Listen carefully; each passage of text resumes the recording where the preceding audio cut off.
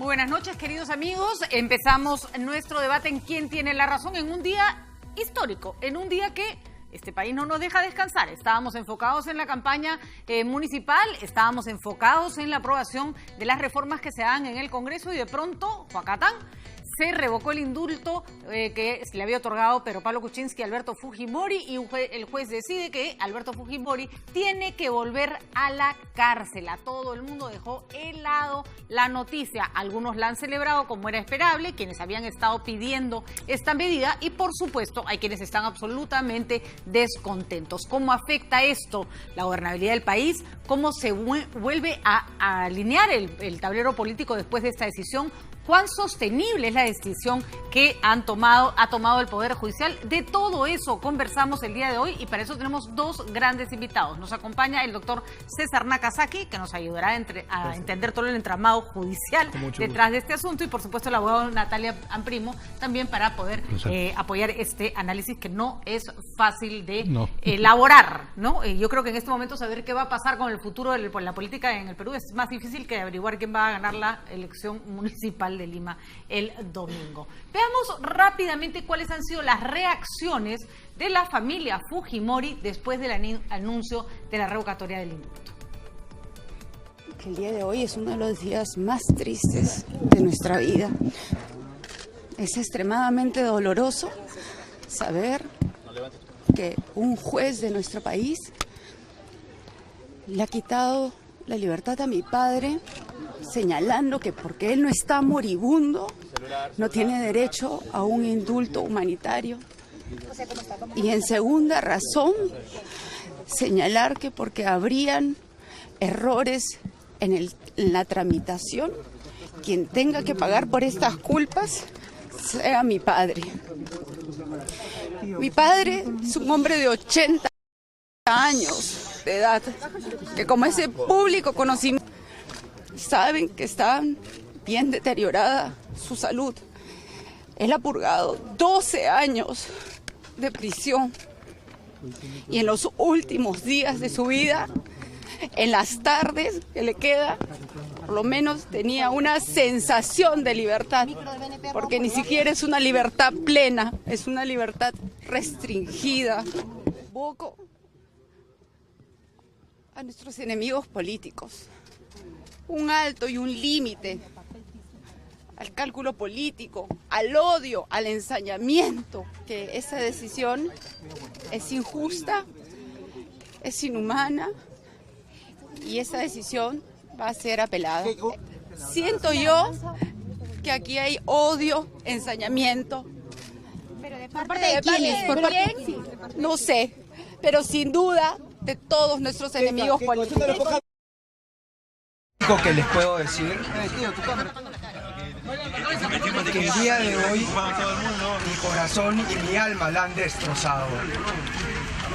Siempre he dicho que como hijo voy a seguir luchando por la libertad y por defender la libertad de mi padre.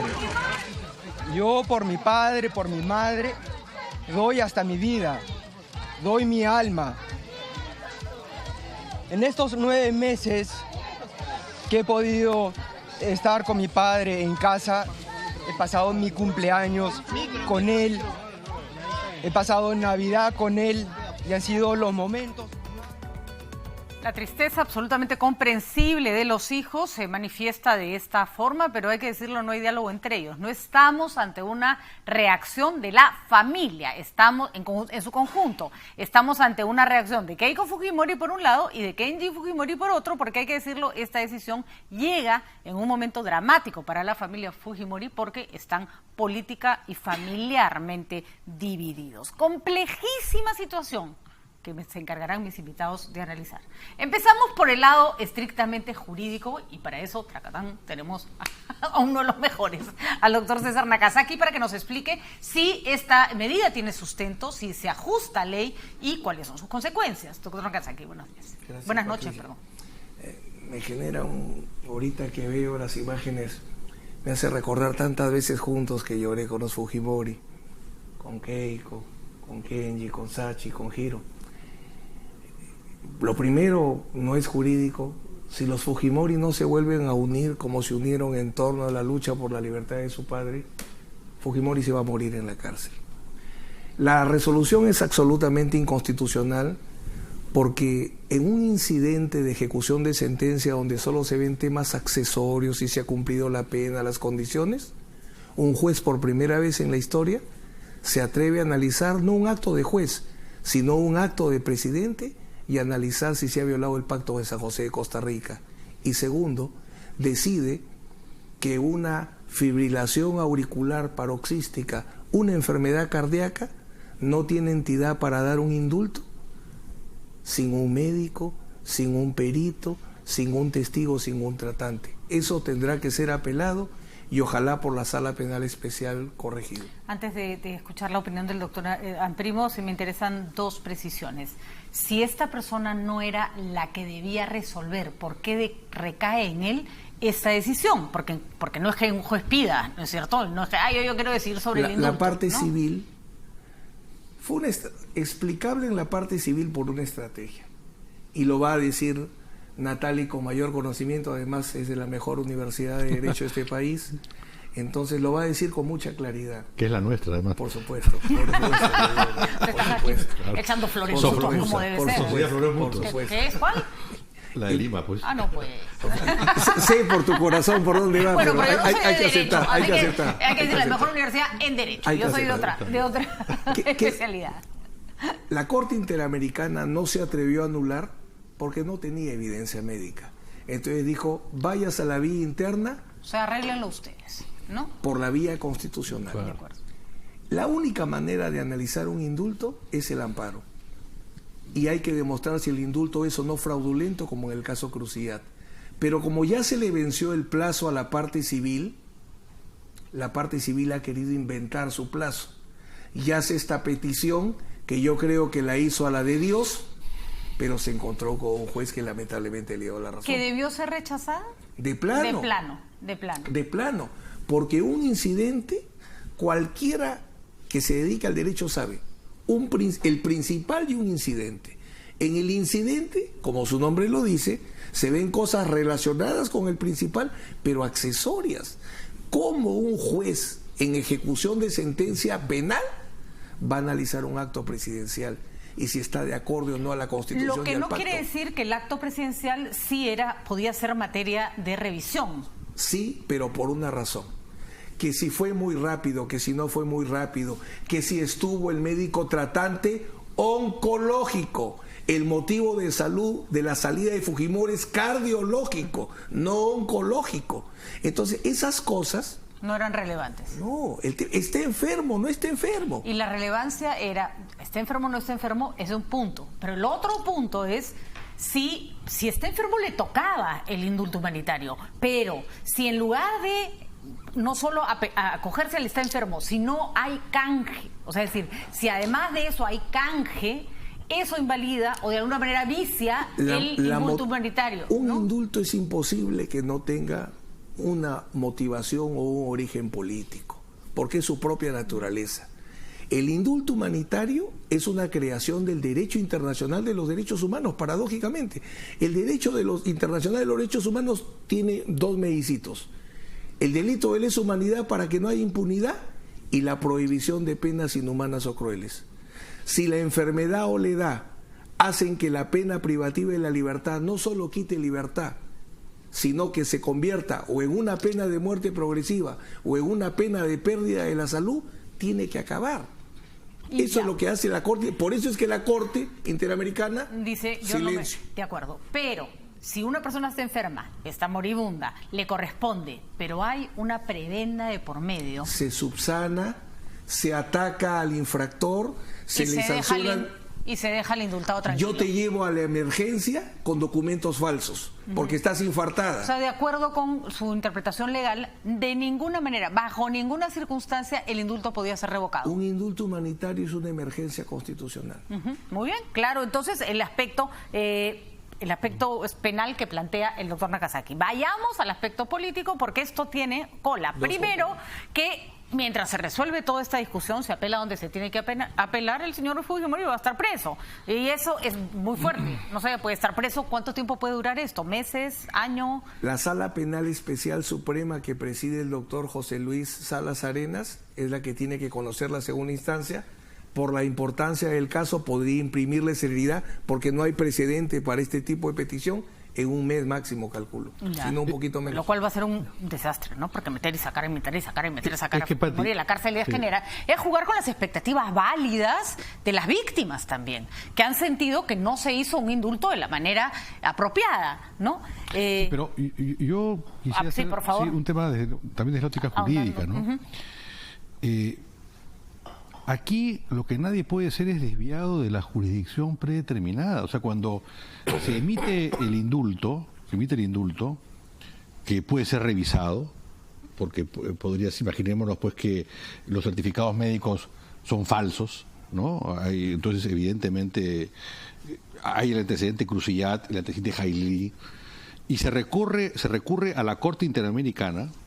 La Corte Interamericana lo que dice es: oiga, yo no puedo intervenir en esta instancia porque ustedes, peruanos, tienen una vía idónea, acreditada y que viene funcionando para revisar esos indultos. Recordemos que la Corte no toma casos que no hayan sido votados en fuero interno. Así es, pero así es.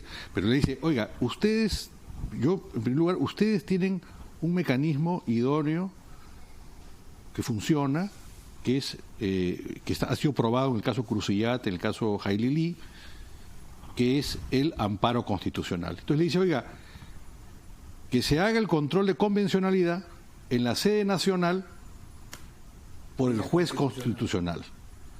Entonces, cuando eso ocurre, cuando eso llega al Perú, la parte civil genera un procedimiento asimilando lo que sería el control de convencionalidad, o sea, si el indulto cumple o no con los estándares establecidos por la Corte, a través del procedimiento de ejecución de sentencias. Fuerza un procedimiento que no es para eso. Y ahí, desde mi punto de vista, vulnera la Constitución y vulnera la Convención, porque se crea, el Poder Judicial crea el 31 de julio de este año, mediante resolución 278, esta sala especial, que es la que termina con el juez más joven, que es un juez provisional, dicho sea de paso, emitiendo esta resolución. ¿Y por qué digo que viola la Constitución y la Convención? Porque nuestra Constitución, ¿qué dice? Artículo 139. Ninguna persona puede ser desviada de la jurisdicción predeterminada por la ley. ¿Y cuál es una de las garantías judiciales reconocidas por la Comisión Americana? Artículo 8. Toda persona tiene derecho a ser oída con las debidas garantías y dentro de un plazo razonable por un juez o tribunal competente, independiente e imparcial, establecido con anterioridad por la ley. Lo que está en discusión es la competencia. Se crea una sala ad hoc fuera del procedimiento regular, fuera de lo que venía siendo funcionando, como es el caso Crucillat, y fuera de lo que la propia Corte Interamericana instruyó en su sentencia. Entonces, evidentemente, el tema de las grabaciones, de la búsqueda de votos para evitar diríamos, la vacancia y todo lo que después hemos conocido, que dicho sea paso es algo que está todavía en una investigación, ensucia el indulto, eso no cabe la menor duda.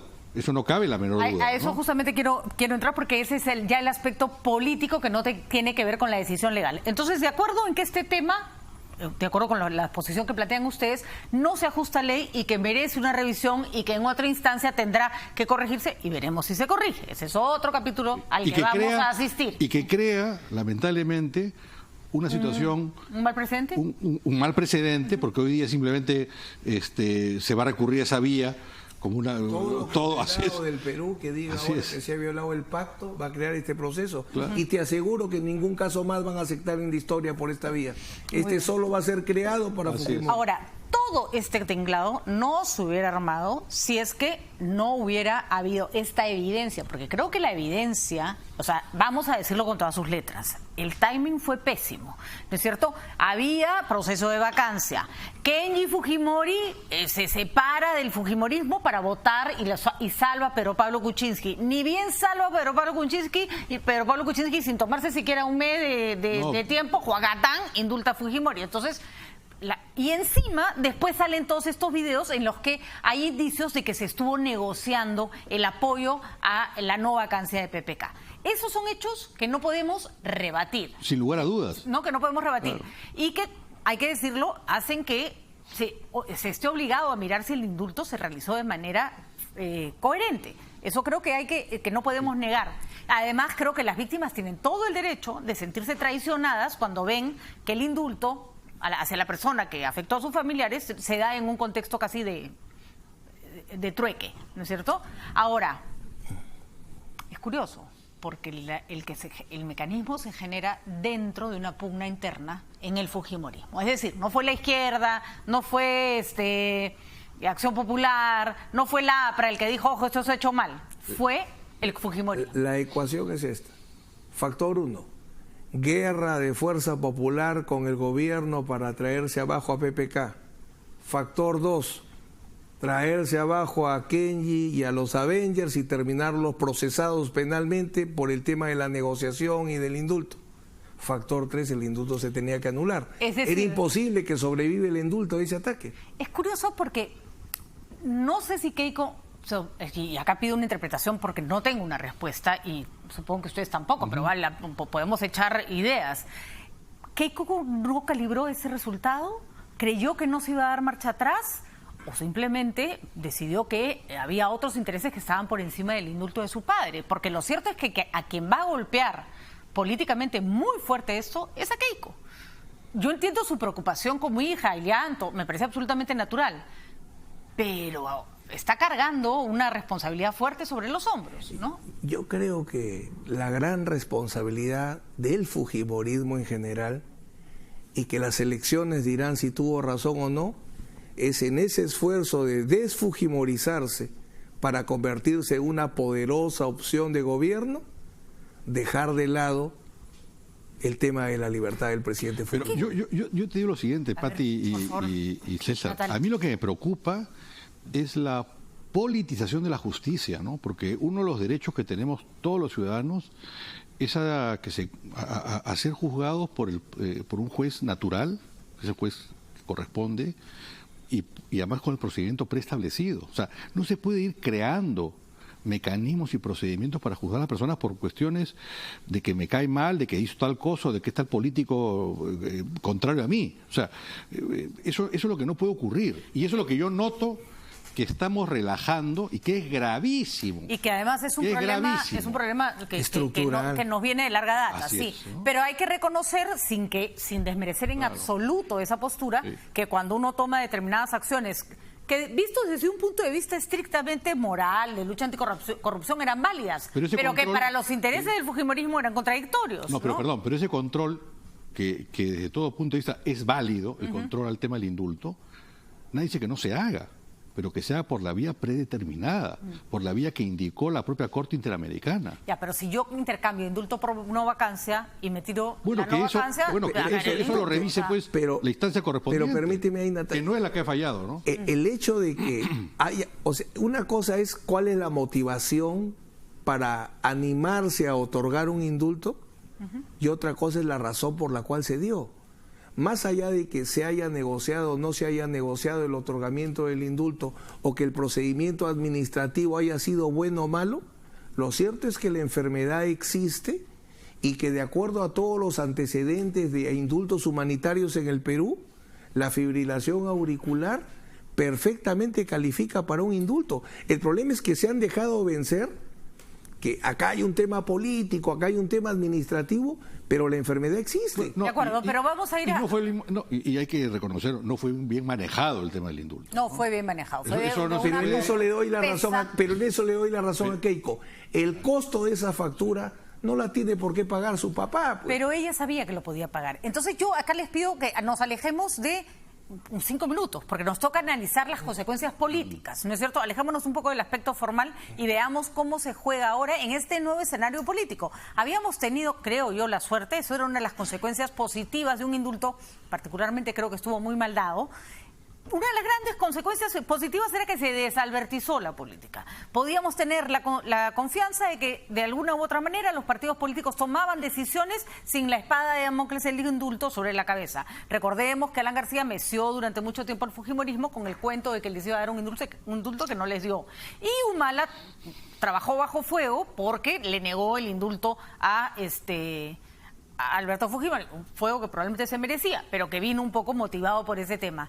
Por fin, el indulto ya no era más, ¿no? La razón por la que se peloteaban las fuerzas políticas. Regresamos al escenario anterior. Y eso va a traer consecuencias que van mucho más allá de la libertad de Alberto Fujimori, que por supuesto es la consecuencia principal. ¿Cómo se recompone eso? ¿Cómo se recompone Keiko? ¿Qué lugar ocupa Kenji? ¿Cómo afecta esto la relación ejecutivo-legislativo, que por cierto está en su peor momento, ¿no? A ver, en cuanto a los Fujimori y el fujimorismo, si Keiko y su familia, Keiko levanta la bandera de la libertad de su papá y le garantiza personalmente la mejor defensa posible para enfrentar esta segunda parte, y frente a la opinión pública se compra el pleito de la libertad de su padre, creo que va a ser positivo. Que haya algún tema con el Ejecutivo, en el tema del indulto lo veo difícil. No debería jalarse, ¿no? Yo creo que podría evitarse. Lo que se va a polarizar es las soluciones institucionales del sistema de justicia que hoy se necesita. Ahí es donde creo que se va a dar el problema. Y Kenji salió francamente consternado, no ha dado una declaración fuerte con respecto a su hermana. No han salido juntos, que hubiera sido muy importante. No han entrado juntos. Tenemos además, no sé si lo tenemos listo, Catalina, una de entrevista que dio Kenji Fujimori al Diario Expreso no hace mucho, me parece que fue en marzo, y en la que él dice una frase muy fuerte: si es que mi padre vuelve a la cárcel, yo nunca se lo perdonaré a Fuerza Popular. No tenemos por qué pensar que Kenji ha cambiado de opinión en este tiempo, porque además, desde que dijo esa frase hasta el día de hoy, la relación entre ambos se agudizó y empeoró terriblemente. Entonces, complicado porque ¿quién gana y quién pierde? Keiko viene de bajada fuertemente y Kenji había desaparecido, y esto lo vuelve a colocar en la palestra política. ¿Lo tenemos, Catalina? Me lo habías puesto y me lo has quitado con maldad. Catalina ha enmudecido. Me dice que en un momento la va a poner. Pero vamos, a Natalia, creo que antes de que salga la imagen podemos ir comentando. Bueno, es evidente que hay una división. Kenji Fujimori: si mi padre regresa a la cárcel, jamás se lo perdonaré a Fuerza Popular. Es verdad que esto lo dijo en mayo de este año, y bueno, las cosas van cambiando, pero había ese sentimiento fuerte, ¿no? Bueno, pero también la verdad hay que decirla, ¿no? El tema pues de que los grabaron, como los grabaron con toda la gente que estaba alrededor. Una cacería. ¿De quién ha sido responsabilidad? Esa responsabilidad no ha sido de Keiko. O sea, ¿quién estaba en ese diríamos, mercado persa? Lo que hizo Kenji está pésimo. Pésimo. Entonces el tema, obviamente, aquí yo lo que diría es que a mí lo que me da pena es que todos los días parece que nos levantamos con un galón de querosene, se está bajando la hoguera, ¿no? Hay otro galón. No, a mí me gusta la gasolina, esa puede ser reggaetón, podemos bailar todos. Eso es lo que a mí la verdad que me da mucha pena, ¿no? Y no se termina de dibujar un mapa político claro. No se termina de dibujar un mapa en todos los campos. No sé, claro. ¿No? O sea, a mí que me tocó vivir la primera versión del sistema anticorrupción y todos los juicios que tuve que enfrentar en su momento, jamás imaginé que esa historia se iba a repetir, con raíces casi a la misma época, porque sí es verdad lo del presidente Toledo, ¿no? O sea, ni en mi peor pesadilla imaginé que íbamos a repetir los problemas. No, es triste dar cuenta de la precariedad de nuestra política, incluso en aquellos partidos en que están conformados por familias, ¿no? Que uno esperaría un Da poquito cuenta más de unión, de una ¿no? suerte de ADN político que es lamentable, ¿no? Una enfermedad congénita incurable. Ahora, esto va a tener repercusiones en otros casos, porque si se está de alguna manera cuestionando el indulto humanitario y se está apoyando en el hecho de que esto fue por un intercambio de votos, recordemos que tanto Kenji Fujimori como Pedro Pablo Kuczynski están metidos en esa colada. Sí. ¿Cuánto les afecta a ellos? Ojo, que el tuit de Kenji ha sido fuerte. Aunque pierda mi libertad, lo tiene claro que esa puede ser una consecuencia, ¿no? Por suerte, en la investigación, hay 2 investigaciones a nivel de la Fiscalía de la Nación. Una por los mamanivideos, que en realidad son varios procesos. El de los congresistas, ahora el del ministro Bruno Yuffa, denuncia constitucional, y hay una investigación preliminar contra el expresidente Kuczynski y varios investigados. Y otro que se ha abierto por el indulto humanitario. Suerte que existe mucha documentación que da cuenta desde cuándo es que se solicitaba el indulto, y creo que ahí en su momento eso se va a poder esclarecer, que no hubo ninguna situación irregular. Pero que va a haber grandes movimientos y investigaciones no me cabe la menor duda. Y además, ¿sabe qué va a ocurrir? Que ojalá que la sala que tenga que resolver esta apelación lo haga pues en forma rápida, pronta y sin dejarse, diríamos, jalonear por, más peso. por las presiones. Rápido y pronto, tenemos ahí una cantidad de cosas esperando fíjate, el sueño de lo justo. Si resuelve, desde mi óptica, si resuelve enderezando las cosas y diciendo que no es la vía, en fin, como lo que corresponde, les van a decir que están presionados por los fujimoristas. Ahora, lo que pasa... Si resuelve lo contrario, que han prevaricado. O sea, la verdad es que... Y además hay un factor que estamos perdiendo de vista. Acá se puede analizar el hecho formal, la idoneidad o no, pero la calle va a saltar, porque se va a utilizar. Y además porque es natural, la gente tiene expectativas, ¿no? Que un día satisfaces, otro día les niegas, y ese es el tole-tole del que la gente está francamente harta. Pero la aplicación de la ley en un proceso debe estar libre de eso. No, pues de acuerdo, pero la reacción... Lamentablemente todos los días de acuerdo, hacemos además, todo para que no esté libre de eso. Si no, pues línchalo, pues el Barrabás, así a la antigua, ¿no? Pero lo cierto es que eso no quita que vaya a haber una respuesta fuerte de la calle. El señor Jorge Nieto fue ministro de Pedro Pablo Kuczynski, fue uno de los que renunció porque no estuvo de acuerdo con la forma como se había planteado el indulto, y está con nosotros por teléfono para darnos su opinión al respecto. Señor Nieto, ¿cómo está? Muy buenas noches, gracias por acompañarnos. Buenas noches, Patricia. Saludos a los ilustres abogados que tienes en el estudio y a tu público. La primera pregunta que le hago es si esto lo ha tomado por sorpresa. Con honestidad te diría que no. En su momento, cuando me fue comunicada la decisión del presidente de indultar a Alberto Fujimori, advertí 2 cosas: que ni era el tiempo ni era la forma, y que en su momento se abría con esa decisión una crisis política aún mayor de la que acabábamos de cerrar con la primera propuesta de vacancia, y que eventualmente esa crisis tendría consecuencias tanto a nivel de la presidencia como a nivel de los derivados del indulto. Y creo que esta situación expresa aquello que en su momento yo advertí, que fue, como has dicho bien tú, una de las razones por las cuales el 23 de diciembre, cuando el presidente me anunció esta decisión, yo presenté mi renuncia, que mantuve en silencio hasta los primeros días de enero, porque así me lo pidió el presidente Pedro Pablo Kuczynski. Bueno. Ahora, quisiera agregar algo que ha dicho el abogado Natalia Primo. Yo creo que aquí lo importante es que evitemos la politización de la justicia. Necesitamos una justicia independiente que aplique la ley porque la ley así lo dice, y que se interprete y se establezcan las relaciones jurídicas que tengan que establecerse para que los fallos tengan un nivel de neutralidad en donde todas las partes puedan avenirse a respetar la autoridad.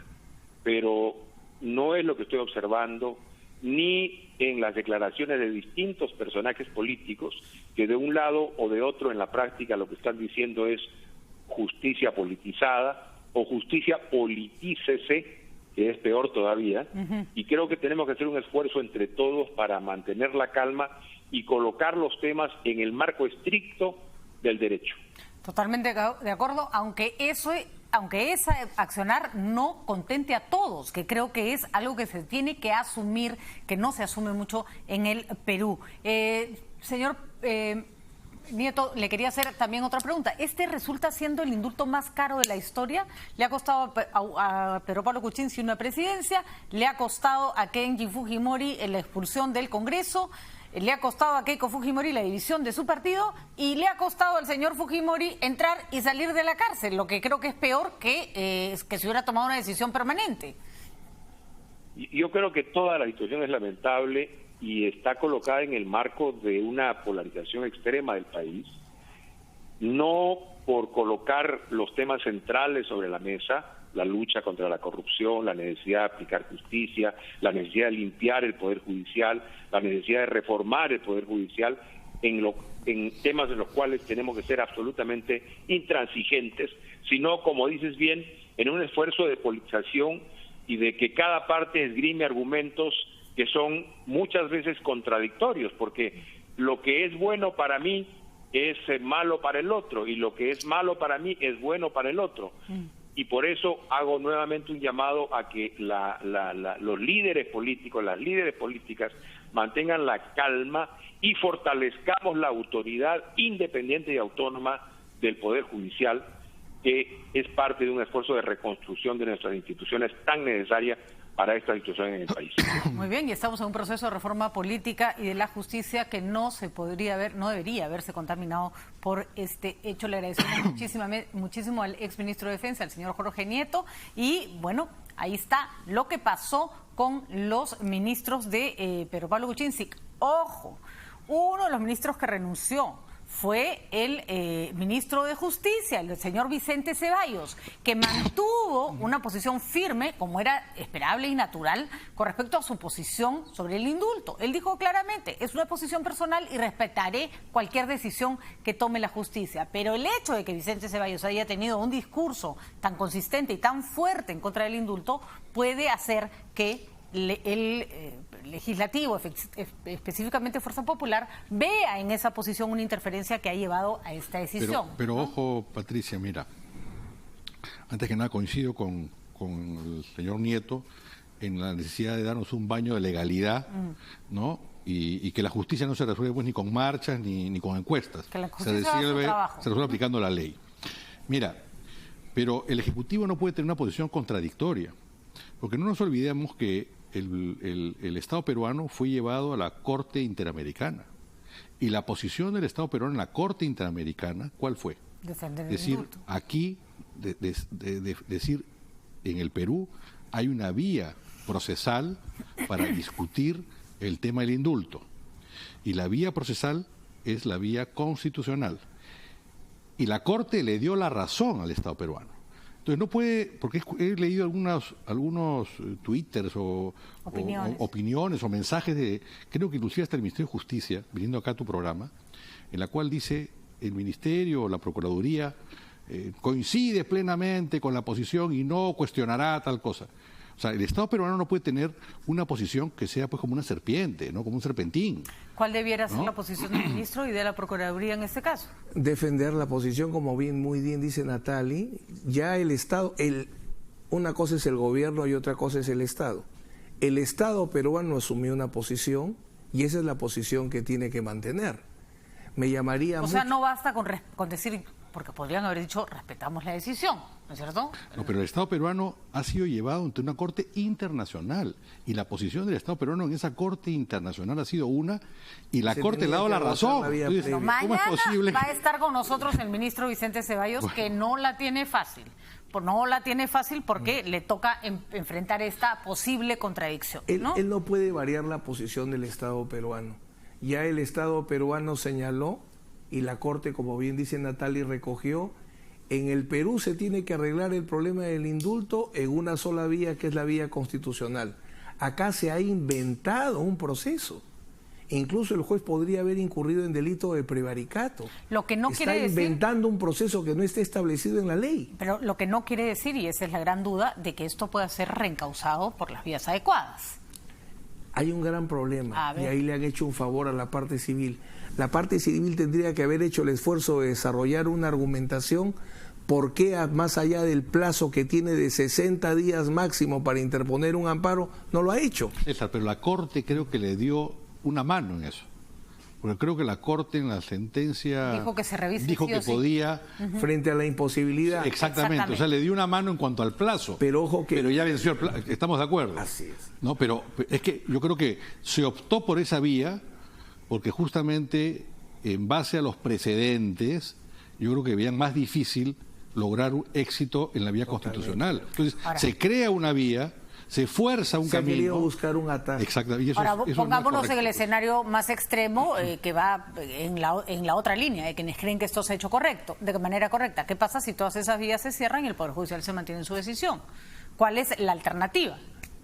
Ir al amparo, perdón, en este caso al habeas corpus por parte de la libertad del presidente ¿Y volver a la Corte? Hasta el TC, y bueno, ya la Corte con los problemas que tiene. No, la Corte no es muy simpática al expresidente Fujimori. Bueno, no es muy simpática en general a personas que han estado en la misma situación del presidente Fujimori, ¿no? Acá es por eso es una Pero los instancia complicada. derechos humanos no tienen color, pues, o sea, justamente son derechos humanos. Ah, no, ya. Tenemos que salir de todo ese ropaje, ¿no? Y la Corte jamás va a poder negar el indulto humanitario, porque es fruto de su propia creación. La Corte Interamericana, yo creo, lo central, lo que han dicho, uno, respetar el dolor, pero no solo el dolor de las víctimas, sino el dolor de la familia Fujimori que vuelve a abrirse. Todas son, yo siempre he dicho, acá no solo hay una víctima. En la lucha contra el terrorismo hubo muchas víctimas. De acuerdo, pero hay que marcar una diferencia. Resarcir a las víctimas es una obligación. Y perdonar no. Perdonar es una opción. De acuerdo, ¿no? pero las víctimas lo que merecen es no tener impunidad. Y el indulto humanitario no tiene absolutamente nada que ver con impunidad. De acuerdo, pero eso es eso es discutible, ¿no? Es que en términos jurídicos no, pero en términos morales... Porque no tuvimos una política de... Yo lo que hubiera hecho, el día que se indultó al presidente Fujimori, hubiera indultado a 500 personas. Yo entiendo hubiera iniciado una política de indultos humanitarios. Yo entiendo perfectamente, valoro y respeto el dolor de los familiares de las víctimas. Tienen todo el derecho a sentirse... Que no es el único, Pati, ¿no? De acuerdo. La familia Fujimori. De acuerdo. Yo no me atrevo a equipararlos. No me atrevo a equipararlos. Entiendo el dolor, no lo minimizo, pero creo que hay dolores y dolores. Creo que eso es válido, pero ¿no? Quizás para sacar de esta situación de caos o de crisis algo positivo, quizás lo positivo o una reflexión es, mira cómo pasa el tiempo y cómo quien rompió el Estado de Derecho, quien se dejó seducir por el aplauso fácil, mira cómo termina, ¿no? O sea, eso Esa debe es una llamar lección de la que todos a la tenemos que aprender, reflexión, por supuesto. sobre todo cuando mucha gente escucha canto de sirena y al costado le dicen, tú eres el señalado por Dios. Y esa es la parte que Cuidado. me interesa que analicemos ahora, porque obviamente esto hay que decirlo además, si había que escoger un peor momento para que esto pasara, era precisamente. Tenemos al Ejecutivo enfrentado no solo con el Congreso, sino encima con el Ministerio Público. Y vamos a ver cómo puede influir en esta coyuntura, exacerbar los ánimos y agudizar, por ejemplo, las diferencias entre el presidente de la República y el fiscal de la Nación, que son francamente peligrosas. Es una guerra. Es una guerra horrorosa en la que en medio está toda la población. Pero vamos a pedirles para ir a una pausa y luego volvemos con ese tema rápido.